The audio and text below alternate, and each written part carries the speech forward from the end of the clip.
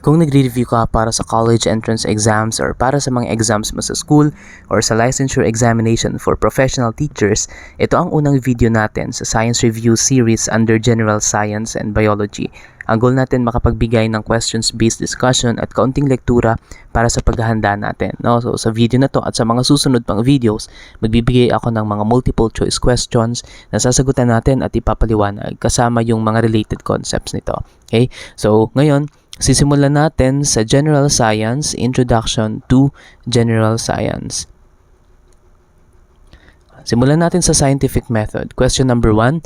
Which of the following best describes a hypothesis? Letter A, a proven scientific fact.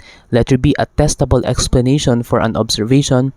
Letter C, a summary of experimental results. Letter D, a guess without any evidence. Isa sa mga pinaka-effective na methods or techniques na ginagawa natin sa pagsasagot ng mga multiple choice questions ay yung elimination. Ibig sabihin, tatanggalin natin yung obviously mali. Okay? Ang obviously mali dito o yung pinaka-distractor natin is itong letter D. Kasi, sabi dito without any evidence, medyo negative na agad yung framing niya. Pwede ba yun sa scientific method? Isipin natin, pwede ba yun? Guess lang, hula-hula lang, walang evidence. Hindi pwede. So, D is obviously wrong. Letter A, a proven scientific fact. This is also wrong. Bakit? Kasi ang hypothesis, hindi naman yan talaga proven. Hindi siya nag-start as a fact. No, ang ginagawa natin, yung hypothesis, tinetest natin yan repeatedly until such time na makita natin kung strongly supported na siya by evidence, and by that time, pwede na siyang mag-contribute doon sa law, scientific law, or pwede sa scientific theory. Okay? So, letter A is wrong. Letter C, tingnan natin, a summary of experimental results. Yung word na summary, ano dapat yung iisipin natin? Conclusion. Okay? Conclusion. So with that, ang answer natin ay letter B, a testable explanation for an observation. So hanapin nyo lang yung word na testable for hypothesis. Okay? So again, ang hypothesis is a testable explanation. Sometimes sinasabi natin, this is educated guess. So this is an educated guess. Makikita din natin yan minsan sa mga options. O yan, letter B ang sagot natin sa number 1. Tingnan natin yung iba pang mga related na concepts. So again, ang scientific method, it is the systematic way scientists investigate questions. Ito yung mga steps natin. Number 1, you observe the world around you and then tanungin mo kung paano nangyayari yung mga bagay or bakit sila nangyayari. Okay? And then, dito ka na mag-form ng hypothesis. Again, tatandaan natin, educated guess. Dapat testable siya. Ano yung halimbawa ng testable hypothesis? For example, tinitingnan mo yung rate ng photosynthesis kapag nag-increase ng amount of sunlight. So, syempre, pwede mo namang i-vary yung amount of sunlight. Pwede mo rin makita yung rate of photosynthesis. Okay? So, dapat testable siya. And dapat falsifiable. Ibig sabihin, you can prove that wrong. Okay? If it cannot be proven wrong, then hindi maganda yung hypothesis natin. Hindi yan pwede. For example, let's say yung experiment natin ay gusto nating malaman if yung mga aliens, they can help plants grow. So, syempre, wala naman mga aliens tayo na pwedeng makuha. But aliens from the solar system. So, syempre, imposible yun. So, you cannot prove that wrong. Okay? O kaya, let's say na a magical energy can helps plant grow. No, so if there is a presence of a magical energy, then the growth of plant will increase. So hindi natin pwedeng i-falsify yung ganon. So ang hypothesis again dapat testable, dapat falsifiable. And then dito na papasok yung experiment, which is a controlled test. Dito natin maiisip itong mga variables na sinasabi, no? So meron tayong independent variable, ito yung binabago natin. May control tayo sa independent variable. Sa dependent variable, ito naman yung mini-measure natin. Pwede nating isipin na yung independent variable yung cause, tapos yung dependent variable, ano yung effect niya. Yung effect na to dapat ma-measure natin. Yung cause naman dapat ma-control natin. Okay? I-vary natin yung cause para makita natin kung nag-iiba-iba rin yung effect. Okay? So now, yung controlled variables naman, ito yung ginagawa nating constant all throughout the experiment. So for example, yung halimbawa, yung hypothesis natin. Usually, ang hypothesis, in-express natin siya or in-state natin siya sa if-then. Okay? So for example, yung experiment natin is about fertilizer. If you increase the amount of a specific kind of fertilizer, syempre specify mo yan, then the growth of plant will increase. Okay? So with that, yung independent variable natin is yung varying amount of fertilizer. Yung dependent variable natin is yung growth na nakadepende doon sa varying amount of fertilizer. Okay? So yung growth, syempre, specify pa natin yan. Kung tinutukoy natin dyan, yung leaves, o kaya yung height ng plant, so doon natin siya makikita. And yung controlled variable, kapag ganito yung klase ng experiment natin, dapat controlled yung amount of sunlight, control din yung types of soil. Ano pa ba yung pwede nating i-control? Yung humidity, so dapat nasa isang lugar lang sila. And then, yung source ng seedlings. Okay? So, ito yung experiment natin. Next, data collection and analysis. Siyempre, re-record natin yung measurement, titingnan natin yung patterns. By this time, makikita na natin kung sinusuportahan ng experiment, yung hypothesis. Gumagamit tayo ng graphs, tables, at iba pang, for example, pictures, okay, videos. Kung nag-o-offer sila ng sensible na information, then pwede natin gamitin yung pictures at saka videos. And then, conclusion. Okay, titingnan natin if yung hypothesis natin ay supported or rejected based on the experiment and based on our analysis. Siyempre, mahalaga you communicate your findings. Okay, not just to the scientific community, pero dun sa mga beneficiaries ng experiment. So, kung ang topic natin fertilizer, pwede natin siyang i-share sa mga farmers. Okay, so ganito natin ginagawa yung scientific method. This is just one example. Yeah, number 2, in an experiment to test the effect of fertilizer on plant growth, what is the dependent variable? Letter A, type of fertilizer. Letter B, amount of fertilizer used. Letter C, growth of the plant. Letter D, type of soil used. Ang hinahanap natin dito ay yung dependent variable. Okay? Dependent variable, ibig sabihin, ano yung naging epekto? Epekto saan? Okay? So, tinitest natin yung effect ng fertilizer. So, yung fertilizer dito, ito yung independent. Okay? Tinitest natin yung effect ng fertilizer doon sa plant growth. Ibig sabihin, yung plant growth, siya yung dependent. So, ang sagot natin is letter C, growth of the plant. Yung A natin is independent. Okay? So, yung letter B, depende. Depende dun sa context. So, kung iba't ibang fertilizer yan, tapos same amount, then pwedeng controlled siya. Okay? Pero kung isang fertilizer lang, isang type ng fertilizer, pero different amounts, then siya, magiging independent na siya. Yung type of soil, dapat controlled dito. Okay? So, yan. Next, number 3, which of the following is not an SI-based unit? Letter A, meter. Letter B, kilogram. Letter C, second. Letter D, liters. So, yung mga SI-based units, meron tayong 7 niyan. Okay? So, ang gagawin natin, syempre, familiarization lang. So, ang sagot natin dito ay letter D. Tapos, papakita natin ano yung 7 SI-based units natin. So, ang meter, ginagamit natin to, syempre, sa length. B, kilogram, sa mass. Second, sa time. So, para may standard tayo, para may convention na ginagamit sa mga problems, sa mga books, and then sa communication. Okay? For example, syempre, kung length ang usapan, mas maganda na gamitin natin yung meter kesa paiba-iba tayo. Halimbawa, yard o kaya miles. So, para uniform, ginagamit natin itong mga SI-based units. Ayan. So, yung International System of Units, ito yung standard natin for science. So, for length, ginagamit natin meter. For mass, kilogram. For time, second. For current, ampere. For temperature, Kelvin. For amount, you have moles. For luminous intensity, you have candela. Okay? So, alam natin, meron pa namang ibang mga units aside from them. For example, yung unit natin ng force. Diba, ang unit ng force natin is Newton. Ang Newton, anong tawag natin? Hindi ba to SI base unit? Ito, derive unit na to. Na-derive natin yan gamit itong 7 base units. Okay? So, dito naman tayo sa dimensional analysis or tinatawag din natin na factor label method. So, ginagawa natin yung dimensional analysis kapag gusto nating mag-convert ng one unit to another. For example, gusto nating i-convert yung kilometers sa meters. Okay? ginagamit natin dito itong dimensional analysis. So ito yung way ng pagsosolve wherein nag-introduce tayo ng mga conversion factor. Okay? So para matanggal natin yung given unit at mag-arrive tayo doon sa desired unit. So dito sa example na to, gagawin lang natin yung mnemonics, no? King Henry's daughter made dark chocolate milk. Yung king natin is kilo, H ay hecto, D ay deca, M ito yung base natin. Pwede siyang meter, yan, pwede siyang liter, pwede siyang second. So in this case, meter siya.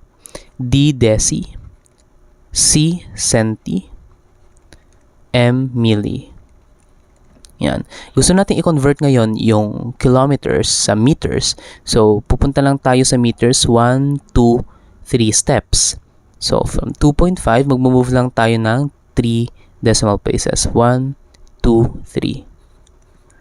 Ayan. So, ang sagot natin, 2,500 meters. So, kung gagawin natin yung solving, so you're given 2.5 kilometers. So, yung 1 km, ito si kilometers, no? 1 km equal siya sa 1,000 meters. Bakit sa 1,000? Kasi again, kung 1 km yan, mag-move ka 3 times. So, yung 1, ito yung decimal niya, 1, 2, 3 meters. Okay? Para mag-cancel yung kilometers. So, dapat yung isa nasa numerator, yung isa nasa denominator. Ang matitira is meters. So, basically, 2.5 times 1,000 is 2,500 meters. Okay? So, yan yung answer natin. Ayan, another example. Convert 0.005 kilogram to milligrams or mg. So, ganun lang din yung gagawin natin. O, try muna natin dun sa mnemonics. King Henry's daughter made dark chocolate milk. So, from this, papunta tayo dito. So, ilang beses tayo mag-move? 1, 2, 3, 4, 5, 6 steps. So, kung 0.005 yan, 1, 2, 3, 4, 5, 6. The answer is yan, 5,000 milligrams. Letter D. Okay? So, kung gagawin natin yung dimensional analysis, ganun din. We're also going to get the same answer. Yan. Next, number 5. A balance gives readings of 5.12 grams, 5.11 grams, 5.13 grams for a 10 gram standard weight.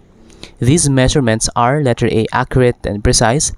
Letter B, accurate but not precise. Letter C, precise but not accurate.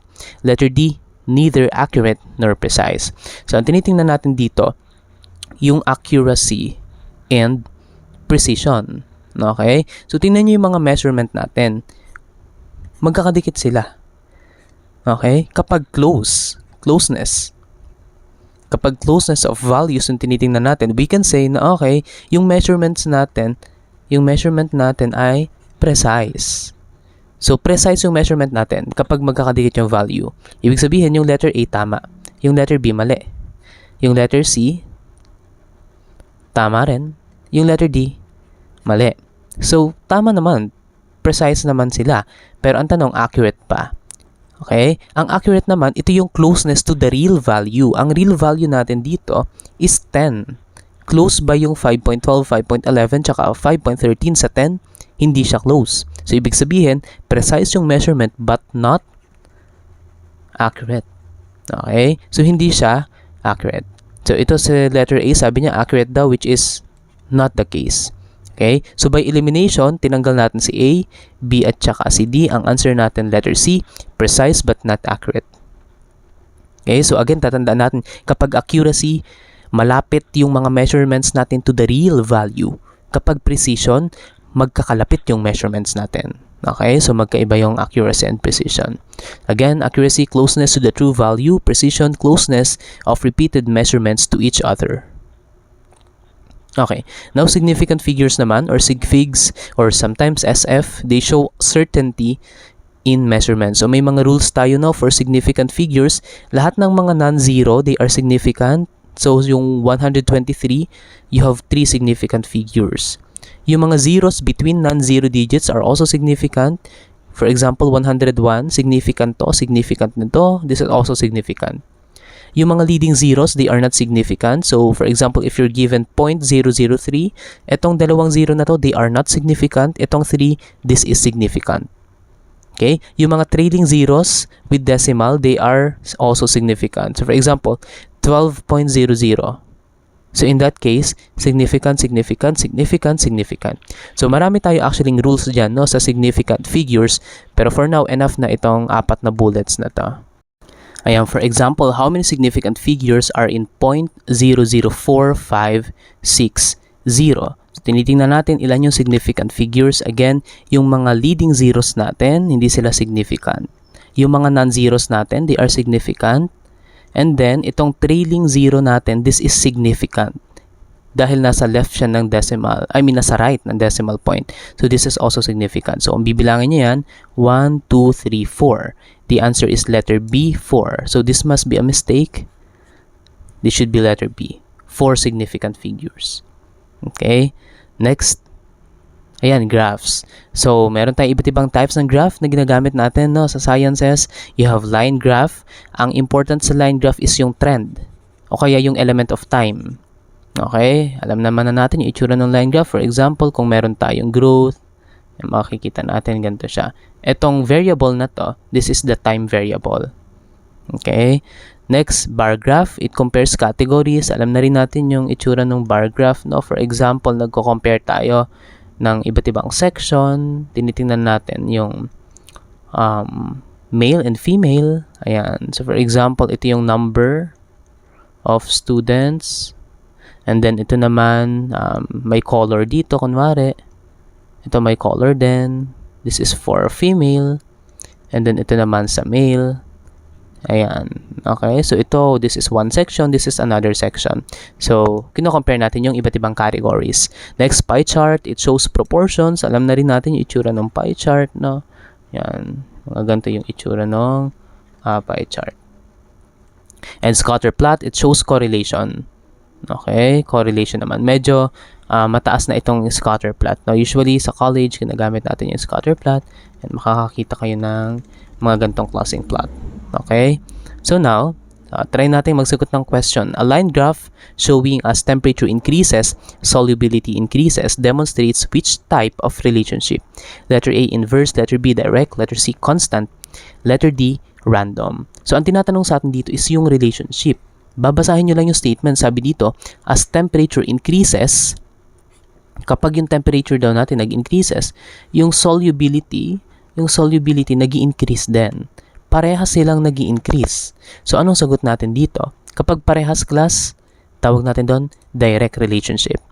Okay? Kapag direct relationship, ang ibig sabihin, yung dalawang variable nag-i-increase parehas or nagdi-decrease parehas. So, pwede rin itong i-state as ganito. As temperature decreases, solubility decreases. Parehas sila ng direction. Parehas sila nagdi-decrease. Okay? So, in that case, direct sila. Pero kung yung isa nag-increase, tapos yung another variable v, let's say v, nag-decrease, yung isa increase, yung isa decrease. Okay? So, ito, inverse na yung relationship nila.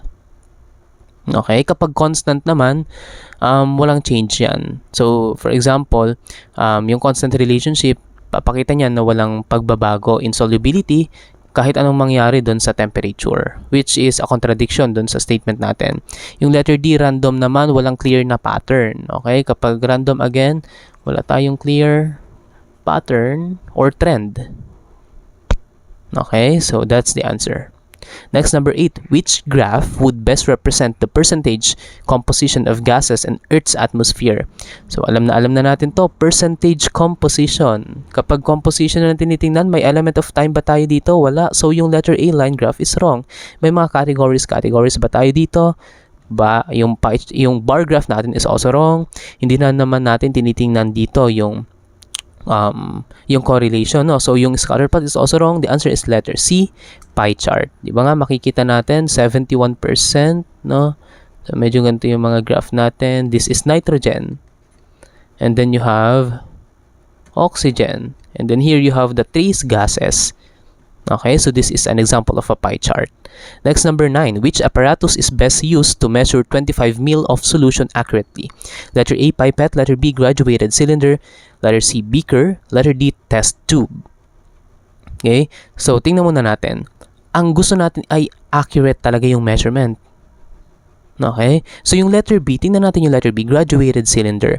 Ang graduated cylinder, fairly accurate siya, pero hindi siya masyadong precise. Okay? Especially, exact volume ng 25 yung kailangan natin. So, hindi graduated cylinder ang ginagamit natin. Yung beaker naman, anong ginagawa natin yan? Siyempre, dito tayo nagmi-mix-mix ng mga chemicals. It's also used to hold the chemicals. Yung mga chemical reagents natin, hindi natin siya usually talaga ginagamit, no, for measurement. So, letter C is also wrong. Yung test tube, ganun din. It is used to hold reactions, yung mga reagents natin, or to observe reaction. So, hindi natin to ginagamit sa measurement. So, the answer is letter A, pipette.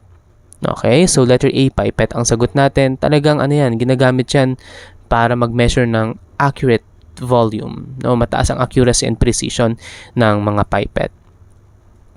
Next, number 10, a student spills a small amount of acid on their hand. What should they do first? Letter A, wipe it off with tissue. Letter B, rinse with plenty of water. Letter C, neutralize with base immediately. Letter D, ignore it if it doesn't hurt. So, ang answer natin dito sa number 10, syempre yung letter D is automatically wrong. Hindi natin ini-ignore yan, no? I-neutralize mo with base, hindi pwede. Paano kung corrosive din yung base? Di skeleton na yung kamay mo. So, hindi natin pwedeng gawin to. Okay?